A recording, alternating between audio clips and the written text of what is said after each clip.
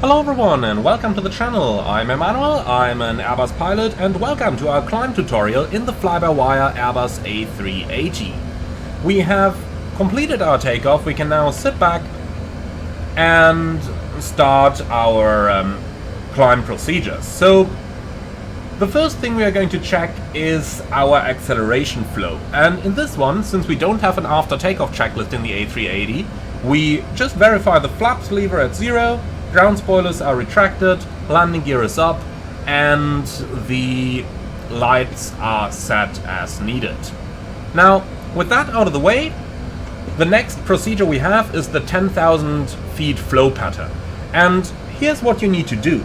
So the 10,000 feet flow is basically to configure the aircraft for the climb. Now, the pilot flying only reselects the EFIS options as needed. The pilot monitoring has a little bit of extra work to do, so let's go over that. First of all, you go to the lights and set the landing lights to off. The seat belts will be set to auto as soon as it is deemed safe to release our passengers. So, when is it safe? Basically, when we don't expect any major turbulence, and when the pitch is estimated to remain at or below 7.5 degrees. Let's assume that that is the case today, so the seatbelts are going to go into the auto position.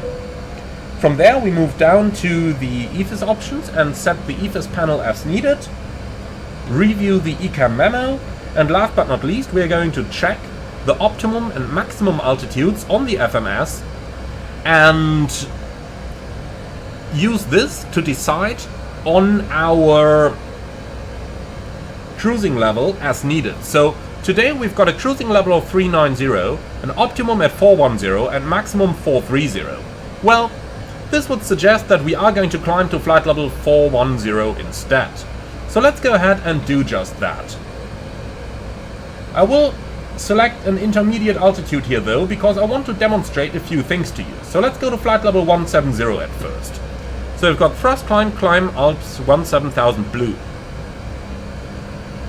Going through 14,000, we are going to set our altimeters to standard. That is the transition altitude over here, which you can find on the climb panel in the FMS. So, as we're about to go through 14,000, set standard, and we do this by pulling the altimeter setting knob out. And we also set our standby instrument, and then we go standard cross-checked, so we check all three indications. Passing flight level 150 now, and upon now you check the other altimeters as well to ensure that all your altimeters are working in the same way. Now let's talk a little bit about the different climb modes that we have available in the Airbus, and I'm going to start with a little trick. So when the aircraft is already in altitude star, as in it's intercepting the altitude set on the auto flight system control panel, and you then change your altitude. Let's see what happens. You can see the aircraft reverts into vertical speed mode. So that's a little gotcha that you should be available, or that you should be aware of. Now let's go ahead and climb to a higher altitude. Let's say flight level 300. We have two options on what to do now. We can either go for managed climb or open climb. Now, managed means pushing the knob in like this. And the benefit of the managed climb mode is that the aircraft is going to automatically observe any altitude restriction and, if necessary, level off in accordance with the restriction. The benefit of open climb, which is not pushing the knob in but pulling the knob out like this, the benefit of open climb is that any flight plan restriction is going to be ignored and the aircraft is automatically going to climb in the quickest way possible to the flight level indicated over here, ignoring any flight plan constraint. Therefore, managed is the default mode. So by default, we push the knob in and that's it. But if ATC relieves you of any altitude constraint, then you can pull the knob out and use open climb in order to ignore any of those constraints. If ATC relieves you of an altitude restriction, you can also delete it in the flight plan page. So for that we go onto flight plan, find the restriction, and then just remove it.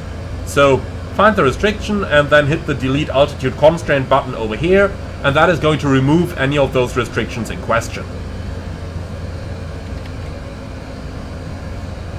Now, as we're climbing to a higher altitude, we may be approaching the cleared altitude rather quickly.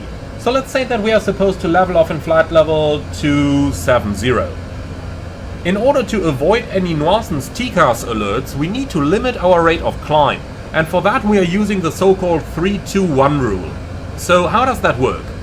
When we've got 3,000 feet to go to the cleared altitude, we want no more than 3,000 feet a minute. So this is the case just now. So what do? We go into vertical speed and set 3,000 feet a minute manually over here. As we're approaching 2,000 to go, we can reduce that rate of climb down towards 2,000 feet a minute.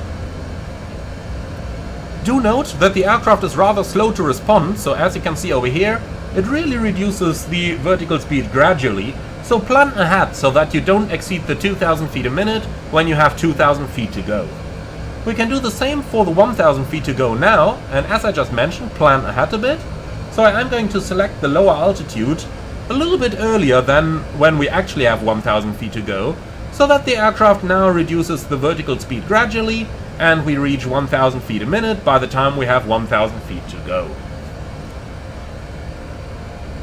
Now let's talk about a couple more autoflight modes. We have two more. And the first of them is the speed mode, the second is the heading mode. Now, normally we leave the speed managed. This reduces our total cost of the trip as much as possible.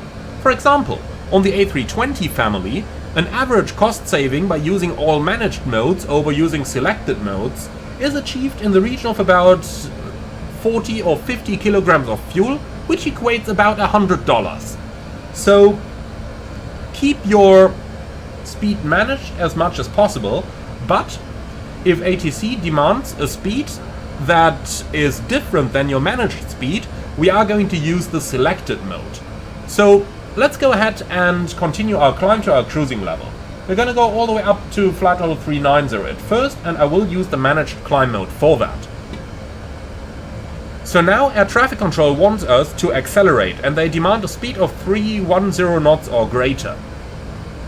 Of course, you could go into the FMS and start to fiddle with the cost index until you have achieved the target speed, but that is not Airbus SOP.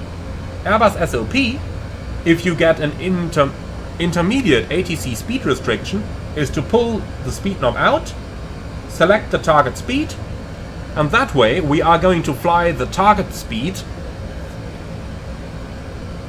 but retain the most economical speed in the FMS. And we can see this on the primary flight display by looking at the blue triangle, which is our selected speed, versus the magenta dot, which is our managed speed target. So now we are going to accelerate towards the target speed, and once the aircraft has reached the target, it will maintain that. Whenever ATC relieves us of that speed constraint, we can simply push the speed knob back in again, and then the aircraft is going to return to managed flight. So we have now reached our target speed, and let's say ATC now relieves us of the speed restriction. We're going to press the speed knob in, and now the aircraft returns to the managed speed, which it calculated to be the most optimal for our flight. Now, as we're climbing to higher altitudes, the temperature of the air is getting colder, and we can observe that down here. We might have to enable anti-ice in order to protect our aircraft from icing up. But how are we going to do that? So, in general, when there is visible moisture that we are currently flying through, and the temperature is between plus 10 degrees TAT to minus 40 degrees SAT, so between plus 10 TAT, minus 40 SAT, and visible moisture is encountered, then we're going to turn the engine anti-ice on. So you've got engine anti-ice up here, simply select it on, and then your anti-ice is going to come on automatically. Now,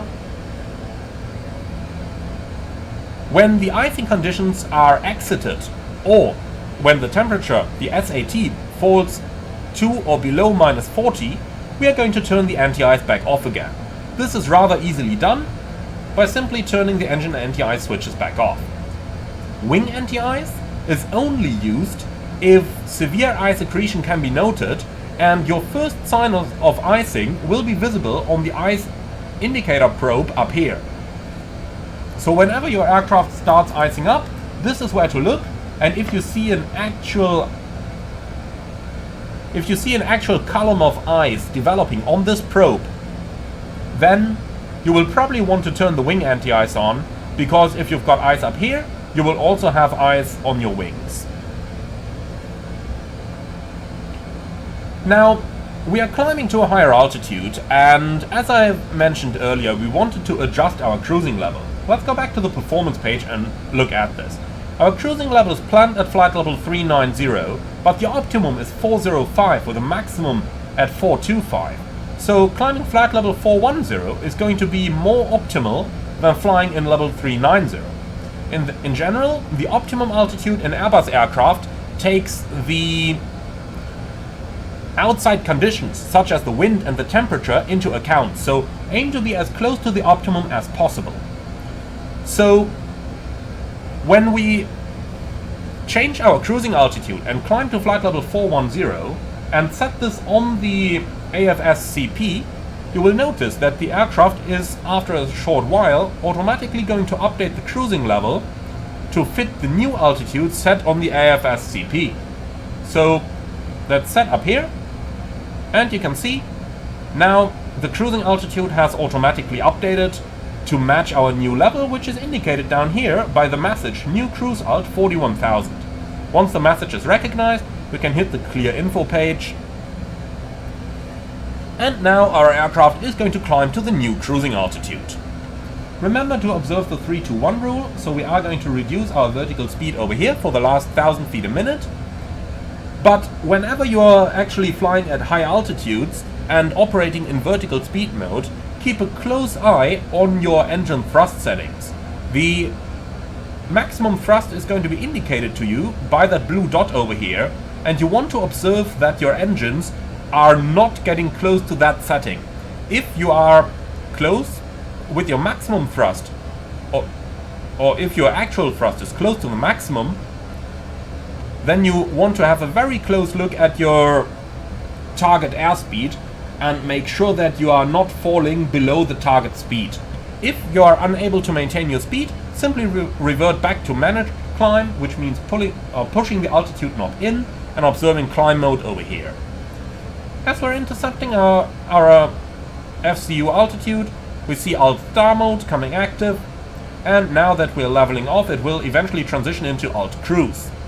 Alt Cruise is a mode that is a little bit different from the standard altitude mode, in that it provides a little bit of margin for the aircraft. So it allows the aircraft to climb or descend 50 feet, and your auto thrust is going to operate a little bit smoother, so that the aircraft is going to maintain a little bit smoother flight and minimize the temperature variations in the engine, which in turn extends your engine life.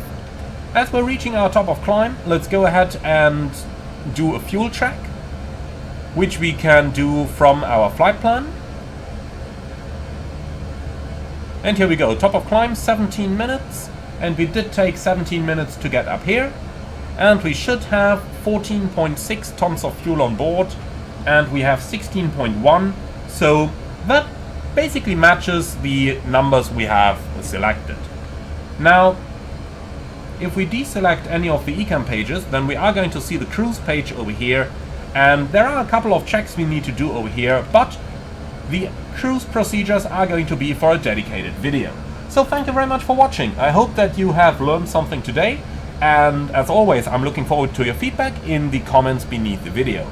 Be sure to like, comment and subscribe, and if you really love what I'm doing on this channel, I would appreciate a small donation through the Buy Me a Coffee link in the video description below. Thank you for watching, and I'm looking forward to see you all again on the next one.